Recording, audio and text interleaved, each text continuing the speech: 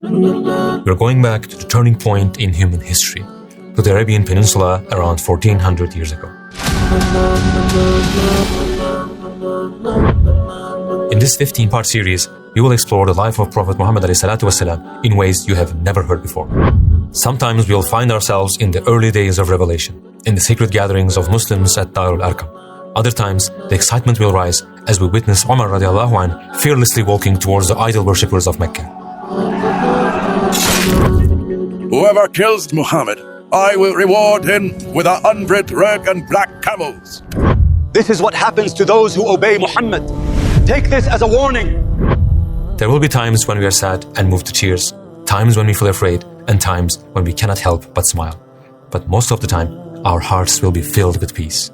From the story of a prophet who showed us how to find a way out even in the most hopeless situations, we will learn how to overcome the dead ends of our own lives. We won't just look at the events and move on. We will also try to understand the deep meanings behind them. This journey will lead you to a whole new path and rediscover who you truly are. This is the story of the most beloved to Allah. A man who would sacrifice his entire life for his ummah, who would be betrayed and slandered by hypocrites over and over again. There would be times when he would be left hungry for months, and times when he would lose his loved ones and bury them with his own hands. He would always call people to light, to guidance, but in return, he would be pelted with stones. I have never seen anyone bring this much evil and wickedness to his own family like you have. He would face countless assassination attempts, but not even for a moment would he give up on his mission. And in the end, Allah would fulfill his promise to his loyal servant. We are now embarking on an unprecedented 23-year journey. We will witness the story of an extraordinary man who started this cause alone, stood up to the entire world, and today has over 2 billion followers behind him. If you're ready, let's begin.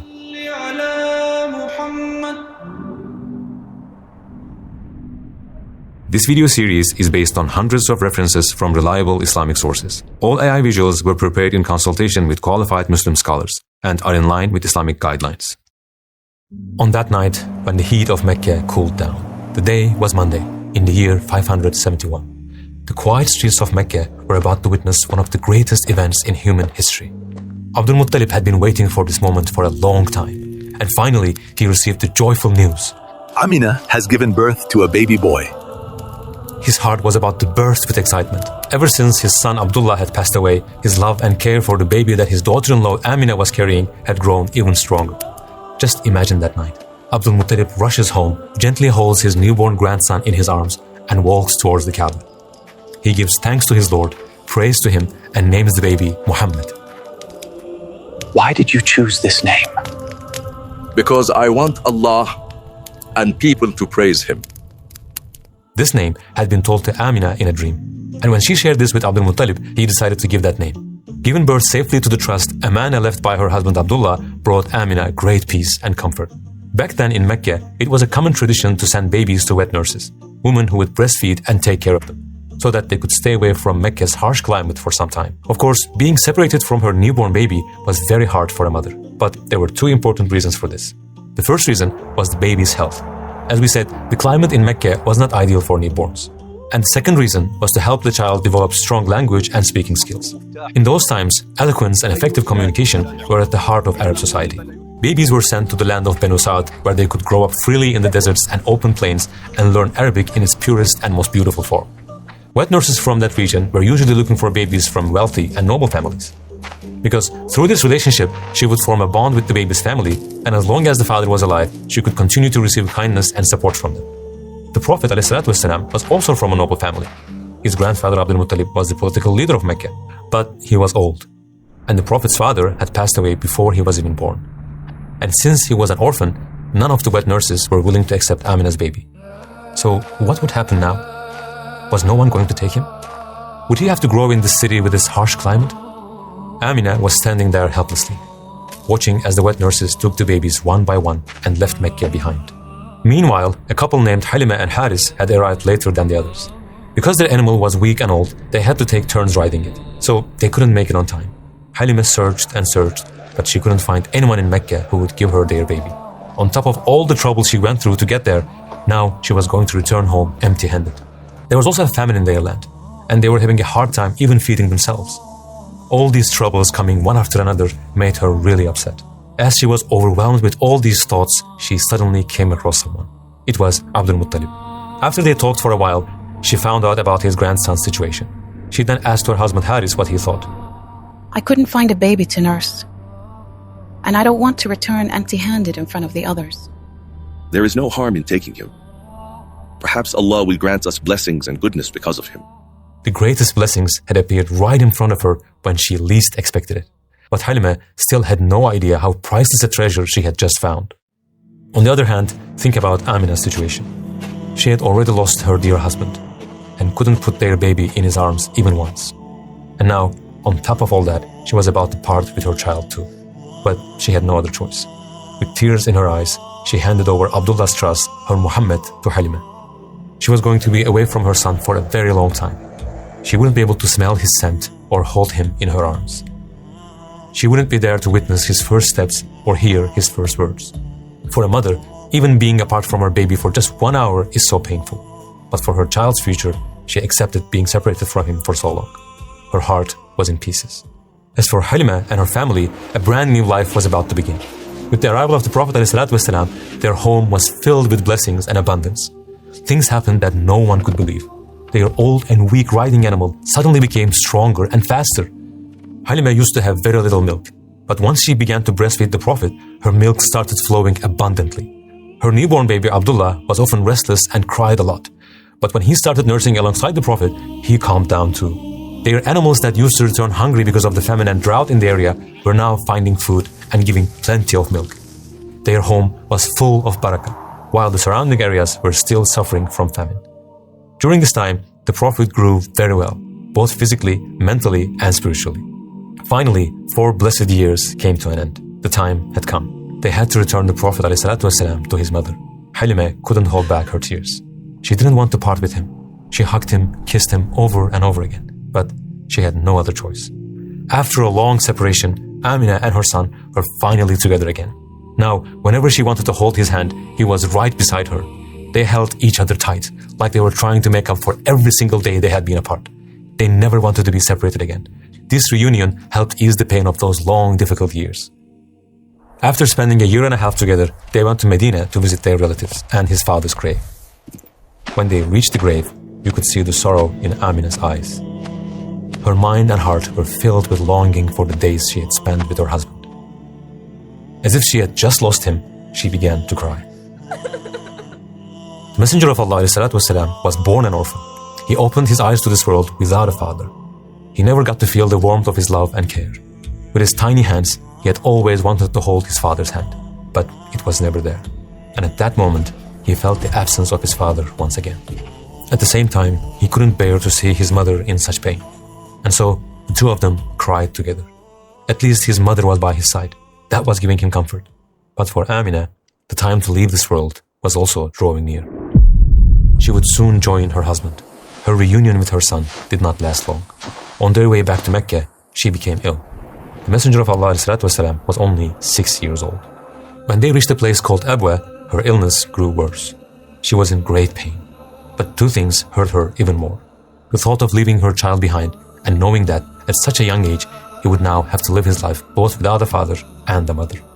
As her final moments approached, she looked at her son. The look on her face said more than words ever could. Just before her last breath, she uttered these words to her son. Every living being dies, every new thing becomes old, and all who age will eventually die. Everything in this world is temporary and will come to an end. Yes, I will die too, but my name will be remembered forever. For I gave birth to a pure and righteous child, someone who will remember me with goodness. A few moments later, her voice faded and her body became still. The only sound left was the tears of the Prophet ﷺ. His gentle heart was burning with an indescribable pain. A journey that began to visit his father's grave ended with burying his mother. To lose his mother after having already lost his father. Who knows how many years those words would echo in his ears. Whenever the other kids called out mom, his eyes would fall to the ground. In his tearful eyes, he would always remember the final moments of the one he loved the most. In those moments, his caretaker, Ayman, was by his side. She tried to calm little Muhammad's feelings and wipe away his tears. From that day on, she would always be there to show him love and care and would do everything she could to fill the gap his mother left behind. She stayed with him and served him until he turned 25 and got married. Even after Islam was revealed, she didn't hesitate to make great sacrifices for the religion. Her place in the Prophet's life would be so special, and she would give him such motherly care that the Prophet would later say about her, "She is my mother after my mother." When they returned to Mecca, his grandfather Abdul Muttalib took him into his care. He always kept him close. He wouldn't even sit down to eat unless his grandson was with him. Since Abdul Muttalib was the leader of his tribe, his cushion was placed in front of the Kaaba. Even his own sons weren't allowed to sit on it. But his 6-year-old grandson Muhammad would sit there. He didn't allow anyone else except him. When others tried to stop him, he would say, "Leave my son alone. I swear by Allah, one day he will have a great name and honor." At a young age, he witnessed how his grandfather governed Mecca. The things he saw there were shaping him into a future leader. From time to time, Abdul Muttalib would give him certain responsibilities and tasks too. The grandson had great respect for his grandfather, and the grandfather had great compassion for his grandson. They were very close. However, this bond did not last long either.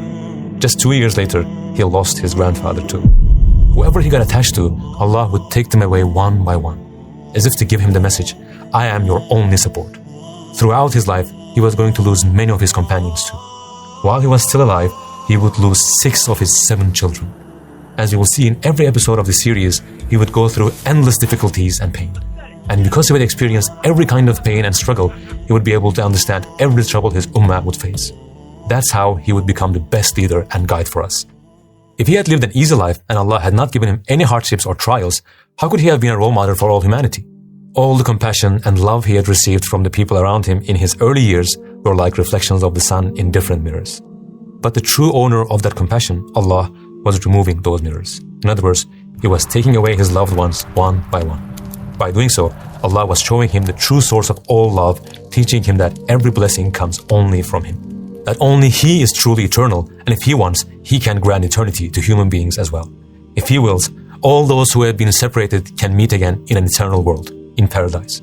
In this way, Allah was laying the foundations of the belief in the hereafter, which He would reveal to him later. When you think about what our Prophet ﷺ went through at such a young age, you cannot help but reflect in a deeper way. Every detail of his life was carefully planned by Allah. Every hardship and trial that Allah gave him helped him become more and more mature. Because in the future, he would be entrusted with a very heavy responsibility. From the time he was a baby, he was raised not in the city, but out in the open plains. That's why he had a free spirit. He was physically strong and had well-developed language skills. Including the home he was about to move into next, he would have lived in 5 different homes by the time he reached adulthood. Through these experiences, he learned how to live with different types of people. And while he was living with his grandfather, he witnessed how a city was governed. He had no parents, but he was raised by 3 different mother figures and 3 different father figures, each with their own unique character and personality. Besides his own mother, there was his wet nurse Halima, and as a father figure, her husband Harith. His caretaker Ayman gave him motherly care in her own way, while his grandfather Abdul Muttalib became a father to him in a different way. And finally, his uncle Abu Talib took him under his wing with fatherly affection. And his wife Fatima bint Asad gave him the same attention and warmth she gave to her own children, never making any distinction between them. He was shown so much love and care that later in life, he would describe all these 3 women as my mother after my mother. As towards eternity, we worked tirelessly to bring you this AI Visualized series. And now, we want to prepare a new series of Noble Prophets and Khulafai Rashidin. Since we are a non-profit organization, we can only produce these videos through your support. As you may have noticed, there is no ads in this series. If you want to be a part of these good deeds, donate it towards eternity and don't miss this golden opportunity. Nothing in his life was a coincidence. Every part of it, up until the age of 40, was there to prepare him for the heavy responsibility of prophethood. Because the life that lay ahead of him was full of difficulties, the heavy burden of revelation. The years of boycott where he would be left starving so that he would give up his mission. The torture of the Quraysh in Mecca. If I were to see him do that, I would trample his neck, or I would smear his face with dust. The hypocrites in Medina. The heartless mobs in Taif. And the day of the trench when almost all of Arabia stood against him. The battles he would have to fight. And the countless people that wanted to assassinate him. To carry all this, he needed a very strong foundation and an unshakable resilience. That's why every part of his life before prophethood was designed with precision. He was now 8 years old and had moved into the home where he would feel the most loved and cared for in his entire life, his uncle Abu Talib's house. But even though it was his own uncle's house, it's never quite the same as being in your own parents' home. You cannot ask for things as freely from your uncle and aunt as you would from your mother or father. And also, you might worry that your cousins will be jealous of you. That alone can hold you back from doing certain things. And on top of that, this wasn't a wealthy home. Many times, they would get up from the table without being full. So, from a young age, he also experienced what poverty felt like. But despite all that, his uncle and aunt made him feel at home and treated him like their own child, and sometimes even favored him over their children. Abu Talib would never go anywhere without him. He always took him along, never letting him out of his sight. Sometimes he would chat with him like a friend. And if he didn't see him at the dinner table, he would ask, "Where's my Muhammad? Go call him." The Prophet ﷺ was unlike any other child. He would never start eating before his elders. He was very grateful and thoughtful. When he saw that his uncle was having a hard time providing for the family, he couldn't just sit and watch. Instead of spending his days like other children, he wanted to work and help at home. So he went to his uncle and asked to become a shepherd for his sheep and goats. This way, Abu Talib would not need to hire someone for that task. It was a surprisingly mature request for someone his age. His uncle and aunt never saw him as a burden, and they didn't want him to spend long hours outside under the scorching Arabian sun. But the Prophet ﷺ somehow convinced him, and he started taking care of the animals. Shepherding requires a lot of patience. Through this, he learned to be patient, to take responsibility, and how to care for something that was entrusted to him. He also saw it as an opportunity to stay away from the city and spend his nights alone, reflecting on the stars in the sky and the wonders of creation on earth. When he turned 12, Abu Talib had to join a trade caravan because of financial hardship. The Quraysh were organizing it, and the destination was Damascus. But when the Prophet ﷺ heard about it, he became deeply sad. He didn't want to go through another separation. His uncle, who had always stayed by his side, might be away for months. He would be left without his love, protection, and comfort. He really wanted to go with him. But joining such a long journey at that age was dangerous. What if something happened to the Prophet? What if Abu Talib couldn't protect the trust his brother had left behind? Everyone agreed he shouldn't go. But no matter what they said, his love for his uncle was stronger than any fear. After a few days of sadness, he couldn't hold it anymore. He went to Abu Talib, and with a soft, emotional voice, he said, "Uncle, where are you leaving me? With who? I don't have a mother or a father here." These heartfelt words expressed everything he was feeling and all the pain he was carrying inside. Abu Talib's heart couldn't bear it. So he changed his mind. The preparations were complete, and now it was time for the caravan to set off. He said goodbye to his aunt and cousins. This journey marked the beginning of his life in trade. What he learned on this journey gave him skills and experience that would help him greatly in the years to come. He was now slowly entering his youth. Unfortunately, there were many examples of bad morals and behaviors around him. In the upcoming part of this episode, we will talk in detail about how corrupt and ugly the customs of that period were, the period we call Jahiliyyah, the age of ignorance. All of this brings one important question to mind. How would he protect it in such an environment? In other words, did he ever fall into sin before becoming a prophet? There are several incidents that help us understand this, but I will share two of them. Once, there was a gathering in Mecca where many young people were planning to have fun. His friends invited the Prophet as well, and he wanted to join them too. But if he did, it could have led to something sinful. At the time, he was working as a shepherd, so he asked a friend to look after his flock and headed into Mecca. He sat down and started looking around. Soon after, he woke up to the warmth of the morning sun on his face. He had fallen asleep. Sometime later, the same thing happened again. He went there, sat down, wanted to watch what's around him, but ended up falling asleep once more. If he had joined that gathering, he might have witnessed or been pulled into things that would later contradict his role as a prophet. But Allah protected him. Also, unlike most people in his society, he never worshipped an idol or showed any respect to them. He was approaching the age of 25, and by that time, he had become well known for his honesty in trade. The people of Mecca spoke highly of his good character and gave him the nickname Muhammad al-Amin, meaning trustworthy Muhammad. Many people would confidently entrust their valuables to him. "O Muhammad, will you take care of my money and my camel?" Even after he declared his prophethood, those who opposed him still didn't take back what they had entrusted to him, because they still trusted him. It was just what he preached didn't serve their interests. Around that time, a large trade caravan was about to leave for a long journey. It belonged to Khadija, the daughter of Khuwaylid. Khadija was known throughout Mecca not only for being a very successful merchant, but also for her chastity and noble character. She had been married twice, but both of her husbands had passed away. Because the Prophet ﷺ was highly praised among the merchants, she asked him to lead her caravan. There was no one else like him in Mecca, and the Prophet accepted her offer. Khadija sent her servant Maysara to accompany him, both to assist him and to quietly observe his behavior and manners and report back to her. From the moment they set out, Maysara carefully carried out that responsibility. everything he saw in this young man only increased his adoration. Throughout the journey, the Prophet ﷺ was extremely careful not to wrong anyone. He had an excellent character. He was honest, sincere, and carried himself with dignity. He also paid great attention to cleanliness during the journey, something longed for but rarely found in that society. The time had now come for Maysarah to return and share with Khadija everything he had witnessed. I've never seen a man as great as him. Everywhere we went, people trusted him without hesitation. When Maysarah told Khadija about all the beautiful qualities of the Prophet ﷺ, Khadija began to feel something for him. Until then, she had never thought about marrying again, but now she changed her mind. Normally, a marriage proposal would come from the man, but her admiration for the Prophet ﷺ was so deep that she began thinking of sending a proposal herself. However, there was an age difference. The Prophet was 25 and Khadija was 40. Would he accept it? What was she going to do? She had a close and loyal friend named Nafisa bint Munya. Khadija decided to share her feelings with her. What Nafisa had to do was clear. She would go to the Prophet and find out if he had feelings for Khadija too. Khadija was known as At-Tahira, the pure woman. She was one of the most respected and wealthy women in all of Quraysh. Many men from her tribe had asked to marry her, but she turned them all down. In fact, one of the reasons Abu Jahl would later hold such hatred for the Prophet ﷺ was that he too had been rejected by her. Of course, a woman known as At-Tahira would never accept someone with such a corrupt and arrogant heart. She had now found the best possible match. Nafisa went to the Prophet ﷺ and asked, Muhammad, what is stopping you from getting married? He said, I don't have enough money to get married. What if that was taken care of and you were offered wealth, beauty, dignity, and a suitable match? Would you accept? The Prophet asked, who is she? Khadija, daughter of Huwaylid. He asked, but how could that happen? Leave that to me. And the Prophet ﷺ said, in that case, I accept. Nafisa returned and shared this conversation with Khadija. Her heart was filled with joy. What a blessing it was to be chosen to marry a prophet.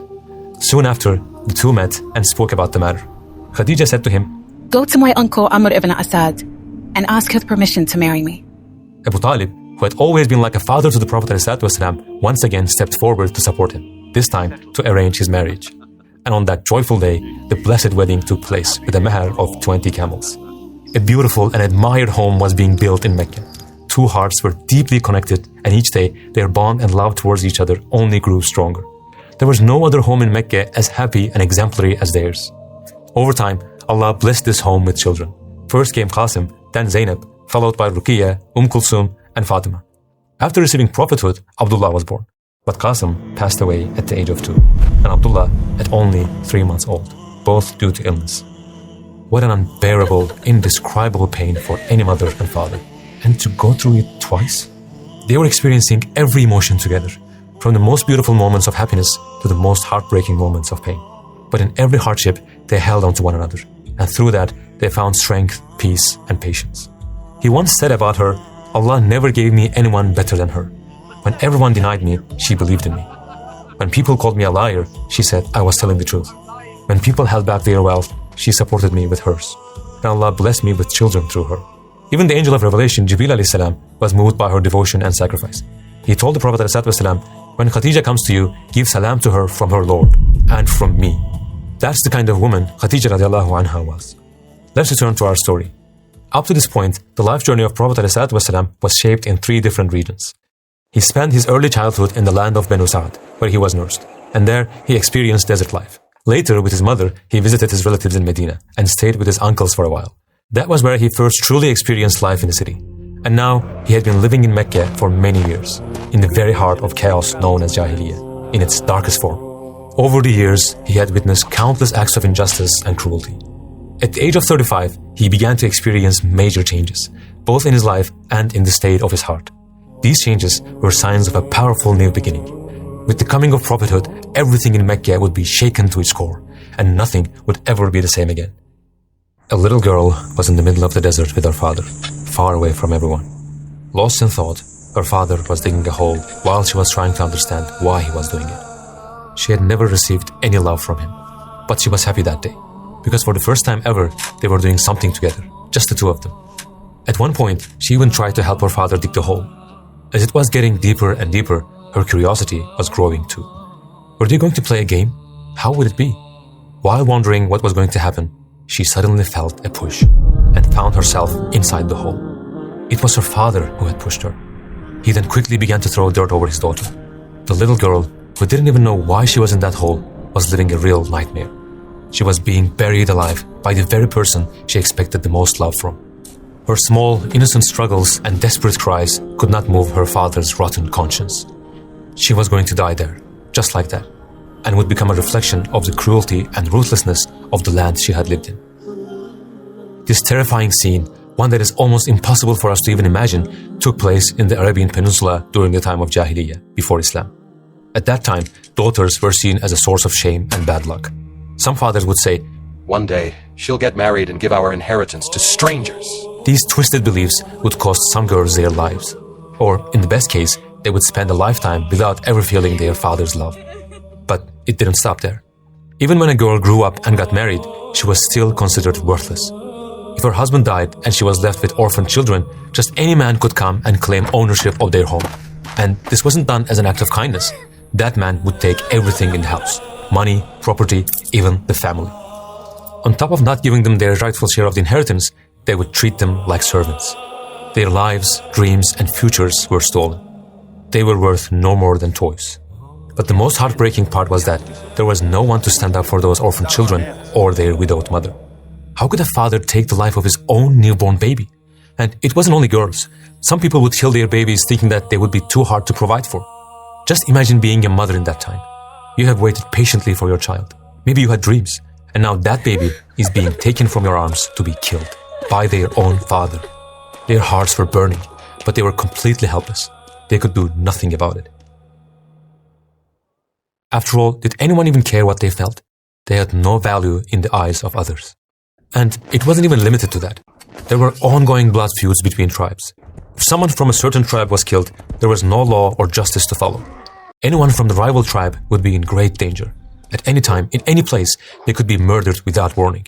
An innocent child who had nothing to do with what was happening around him might end up losing his father and grow up without him, filled with hatred and the desire for revenge against the other tribe. And so the cycle of killing went on and on, with no one being able to stop it. There was no justice. Hearts had turned to stone. People had become slaves to their desires. Their only goal was to get whatever they wanted. Drinking, gambling, lying, stealing, adultery, oppression, every form of immorality ruled over the land. Although the sun was shining brightly, the spiritual atmosphere was drowning in pitch-black darkness. The darker it gets, the more clearly we understand how brilliant the light is. And so the Quran would first shine its light upon these people and pull them out of this darkness of ignorance. The final link in the chain of prophethood would emerge in this very land and address the entire world. Mecca also had a key advantage. It was strategically located at the center of the Arabian Peninsula, making it stand out from all other regions. Major trade fairs were held there, drawing caravans and tribes from every corner of Arabia. It was like the center of a vast network. Any message that began here could quickly spread across the surrounding tribes. Within just 5 or 6 months, it could even reach nearby empires. Nowhere else in the region had this level of influence. Strange as it may seem, the Arabian Peninsula remained safe from the threat of invasion by nearby kingdoms and empires. In every aspect, it was the ideal setting for the arrival of the final prophet. And so Allah chose Mecca, the city where all roads crossed, as the place for his messenger to come into this world. All these reasons aside, there was another factor behind Mecca